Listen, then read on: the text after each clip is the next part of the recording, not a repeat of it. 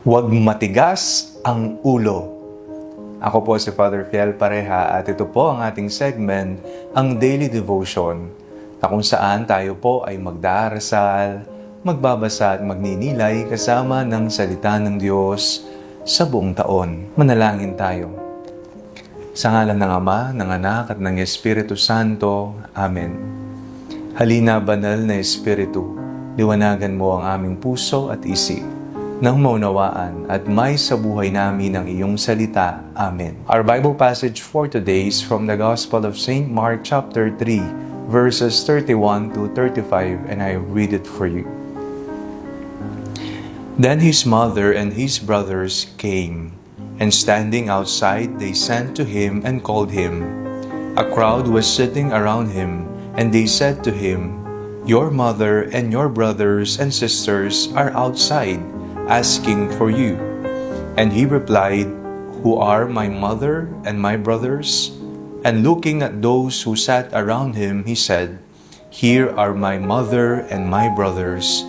Whoever does the will of God is my brother and sister and mother." Naku, ayaw po natin sa mga taong matitigas ang ulo. Halimbawa, pinagsabihan mo na, binalaan mo na, o kaya nagbigay ka na ng instruction pero hindi pa rin sinunod at ginawa. Ngunit hindi pa rin tinupad. Ang kanyang isinakatuparan ay ang sarili niyang kalooban. Ang feeling niya, yun ang tama.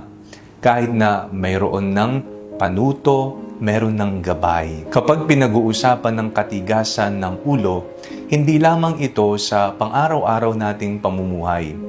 Maari din natin itong iangkop sa ating buhay pananampalataya. Madalas nagiging matigas ang ating ulo at ginagawa natin ang personal nating kagustuhan na mangyari sa ating buhay at nakakalimutan natin na mayroong Diyos na nagbibigay na sa atin ng gabay para tayo ay makalakad patungo sa buhay na matiwasay.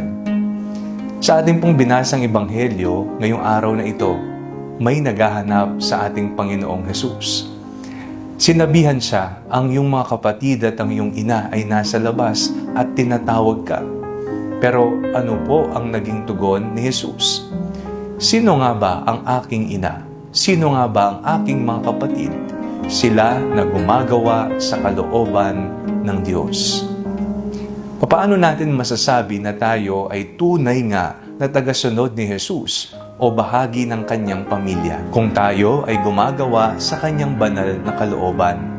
At ito ay makikita sa ating pang-araw-araw na pamumuhay, sa mga desisyong ating ginagawa, sa mga salitang lumalabas sa ating mga bibig, sa mga kilos na ating isinasagawa. Ito ba ay ayon sa katuruan ng Diyos? Ito ba'y ayon sa kalooban ng Diyos? O ginagawa lamang natin ang mga ito dahil gusto lang natin?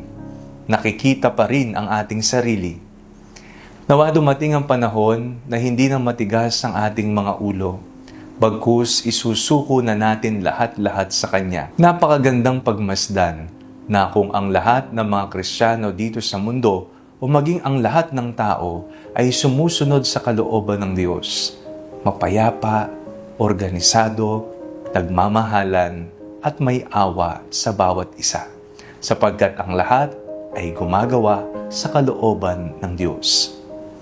Manalangin tayo. Panginoon, patawad po sa mga pagkakataon na hindi po namin ginagawa ang iyong kagustuhan at mas inuuna namin ang aming sarili. Amen.